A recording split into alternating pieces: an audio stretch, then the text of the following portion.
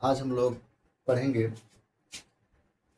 Long walk to freedom in Nelson Mandela की जो long answer है। इसमें जो पहला लॉन्ग आंसर है वह ये है कि what does Mandela think about the patriots, कि मंडेला देशभक्तों के बारे में क्या सोचते हैं। ठीक है, दूसरा क्वेश्चन उसी में, कैन दे बी रिपेड, क्या उनकी कीमत चुका पाएंगे। तो आइए इसका आंसर देखते हैं। अकॉर्डिंग टू मंडेला, यानी मंडेला के अनुसार, patriots are those brave man and women, यानी मंडेला के अनुसार देखा जाए तो पैट्रियट्स मतलब देशभक्त, are those brave man and women, यानी वे बहादुर आदमी और औरत हैं हूँ जिन्होंने सेक्रीफाइड एवरीथिंग, जिन्होंने सब कुछ त्याग दिया है या बलिदान दे दिया है for the freedom and equality, यानी समानता के लिए और स्वतंत्रता के लिए जिन्होंने सब कुछ बलिदान दे दिया है, वही इंसान देखा जाए तो नेल्सन मंडेला के लिए ब्रेव है।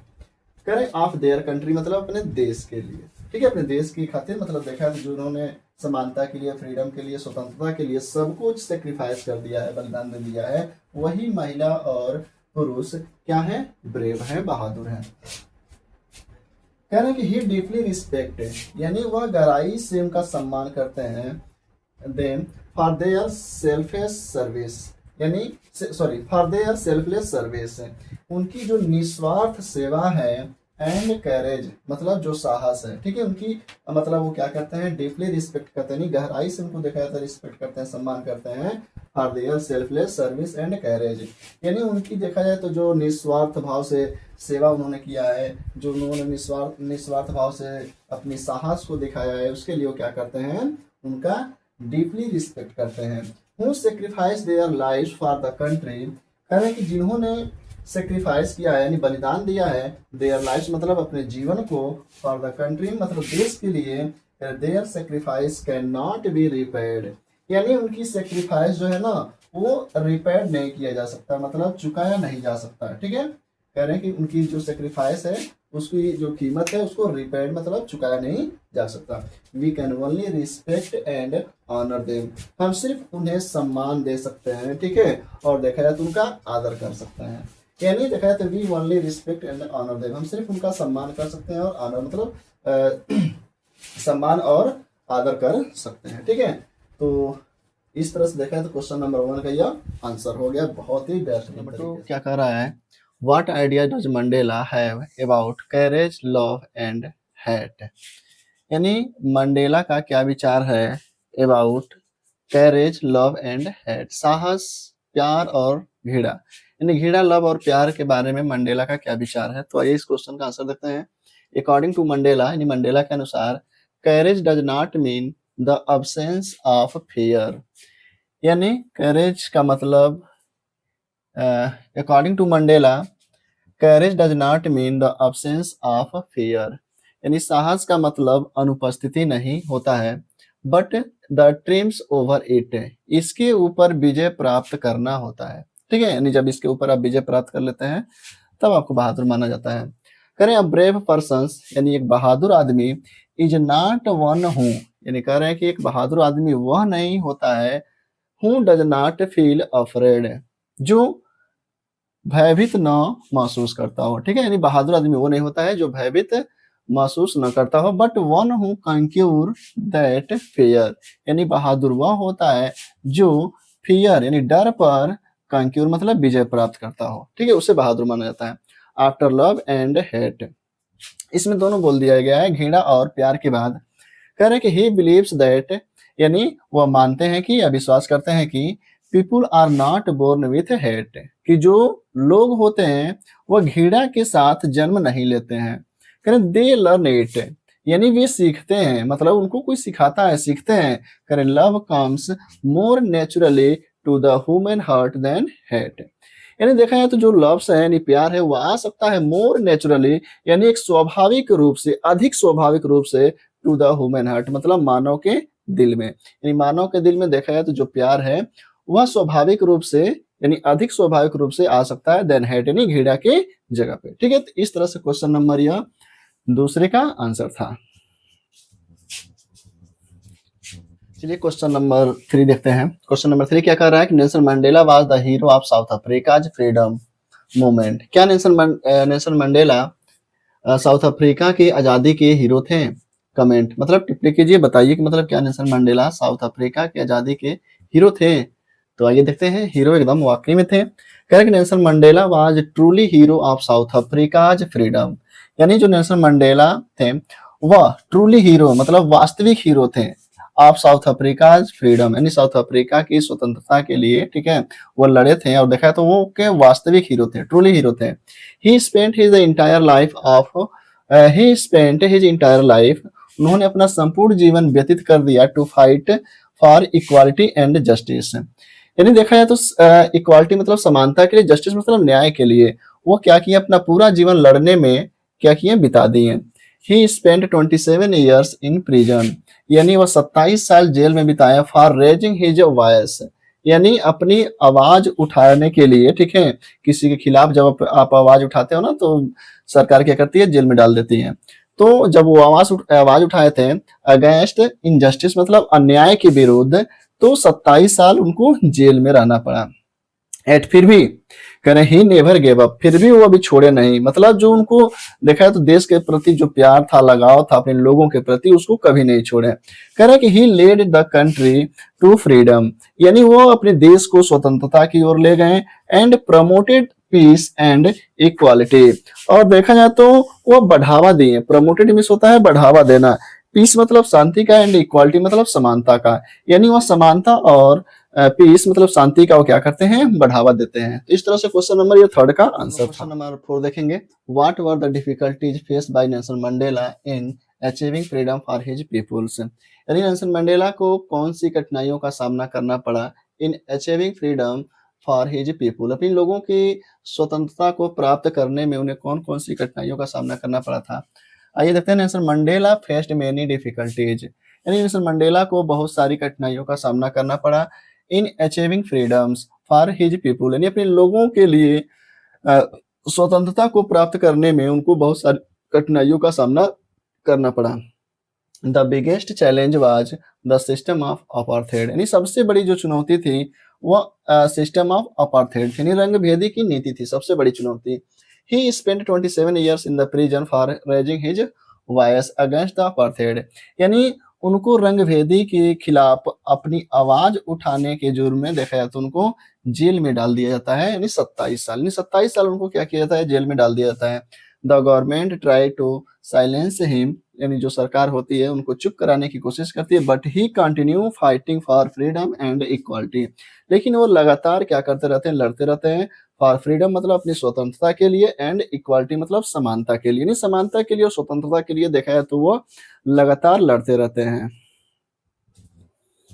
लोग क्वेश्चन नंबर 5 देखेंगे। क्वेश्चन नंबर 5 क्या कह रहा है, what does Mandela refer to as an extraordinary human disasters, यानी मंडेला किसे एक्स्ट्राऑर्डिनरी ह्यूमन डिजास्टर बताते हैं, मतलब असाधारण मानवीय आपदा, मतलब किसको रेफर करते हैं, किसको बताते हैं। तो ये देखते हैं। Nelson Mandela refers to the system of apartheid as an extraordinary human disasters, यानी नेल्सन मंडेला जो है, ठीक है, असाधारण मानवीय आपदा किसको बताते हैं, किसको रेफर करते हैं, सिस्टम ऑफ अपार्थेड को, यानी रंग भेदी की जो नीति है ना, सबसे देखा जाए तो असाधारण मानवीय आपदा रंग भेदी को बताते हैं।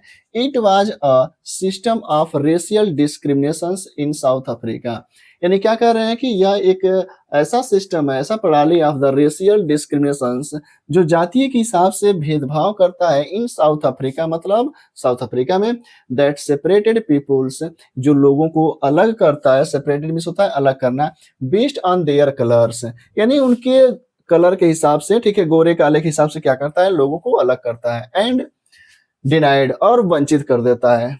कह रहे basic human rights to non white citizens, यानी कह नॉन वाइट मतलब अश्वेत, अश्वेत मतलब काले लोग, नॉन वाइट सिटीजन्स मतलब जो श्वेत नागरिक हैं, ठीक है, कहने उनका जो बेसिक अधिकार है उससे क्या करता है, अपार्थेड यानी रंगभेदी की जो नीति है अलग कर देता है।